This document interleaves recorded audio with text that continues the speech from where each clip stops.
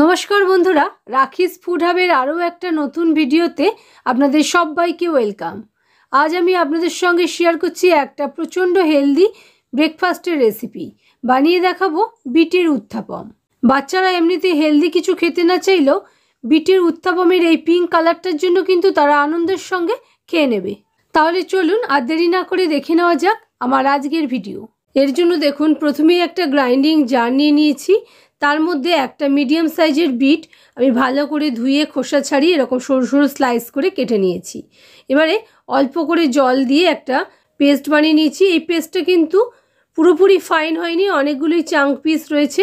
এবারে এর মধ্যে আমাদের 1 কাপ মতন টক দই অ্যাড করে দিতে হবে আর 1 কাপ পরিমাণ সুজি অ্যাড করে দিতে হবে। দিয়ে সবটা একসঙ্গে খুব ভালো করে স্মুথ করে পেস্ট করে নিয়েছি। এবারে এটাকে 15 মিনিটের জন্য রেস্টে রেখে দেবো, যাতে আমাদের সুজিটা খুব ভালো মতো ফুলে যায় আর আমাদের ব্যাটারটা সেট হয়ে যায়। দেখুন, ব্যাটারটা আগের থেকে খানিকটা ঘনও হয়ে গেছে।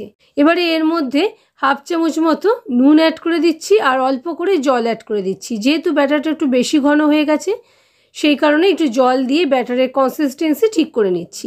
1 মিনিট মতো নাড়াচাড়া করে নেওয়ার পর এর মধ্যে 1/2 চামচ পরিমাণই আমি ইনো অ্যাড করে দিয়েছি। দেখুন, ইনো অ্যাড করার পর ওপর একটু ভালো করে ঘুরিয়ে নিয়ে পুরোটা খুব ভালো করে মিশিয়ে নিয়েছি। এবারে তাওয়া গ্যাস বার্নারের উপরে বসিয়ে গরম করে নেওয়ার পর খুব সামান্য তেল দিয়ে টিস্যু পেপার দিয়ে আমি তাওয়াটা গ্রিস করে নিয়েছি। তারপরে 2 হাতা পরিমাণ ব্যাটার অ্যাড করে দিয়েছি আর অবশ্যই ব্যাটার অ্যাড করার সময় গ্যাসের ফ্লেমটা একেবারেই লোতে করে দিয়েছি। লো ফ্লেমে একটুখানি হালকা করে ছড়িয়ে নিয়েছি। এবারে আপনারা আপনাদের ইচ্ছে মতো সবজি খুব ফাইনলি চপ করে অ্যাড করতে পারেন। আমি এখানে প্রথমে ক্যাপসিকাম কুচি ছড়িয়ে দিয়েছি, তারপরে খুব অল্প করে পেঁয়াজ কুচি দিচ্ছি। আপনারা চাইলে কাঁচা লঙ্কা কুচিও দিতে পারেন। এবারে পনির নিয়েছি, পনিরটাকে একটু গ্রেট করে অ্যাড করে দিচ্ছি। সেই কারণে আমি অন্য সবজি বিশেষ ব্যবহার করছি না, তবে আপনারা চাইলে অবশ্যই ব্যবহার করতে পারেন। এবারে দেখুন, ধারে ধারে হালকা করে তেল আমি ছড়িয়ে দিয়েছি, দিয়ে ওপরে একটু ধনেপাতা কুচিও দিয়ে দিলাম আর ওপরেও হালকা করে তেল ছড়িয়ে দিয়েছি। ভালো করে দেখুন, যখন দেখবেন এরকম নড়ছে, তার মানে তলার দিকটা খুব ভালো মতন ভাজা হয়ে গেছে।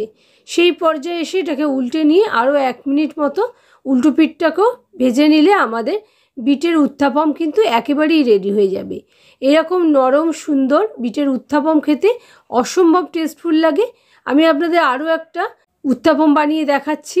গ্যাসের ফ্লেমটা আমি লোতেই রেখেছি। লোতে রেখে 2 হাতা পরিমাণ ব্যাটার অ্যাড করে দিয়ে পেঁয়াজ কুচি, ক্যাপসিকাম কুচি, কাঁচা লঙ্কা কুচি আর একটু পনির গ্রেট করে অ্যাড করে দিচ্ছি।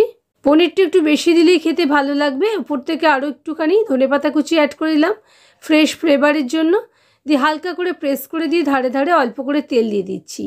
ভালো করে 1 পিঠ ভাজা হওয়ার পর আমাদের উল্টে নিতে হবে। ওপরেও একটুখানি চাইলে আমার মতন তেল দিতে পারেন। আবার আপনারা যদি একেবারে তেল কম দিয়ে বানাতে চান, সেক্ষেত্রেও কোনো অসুবিধা নেই।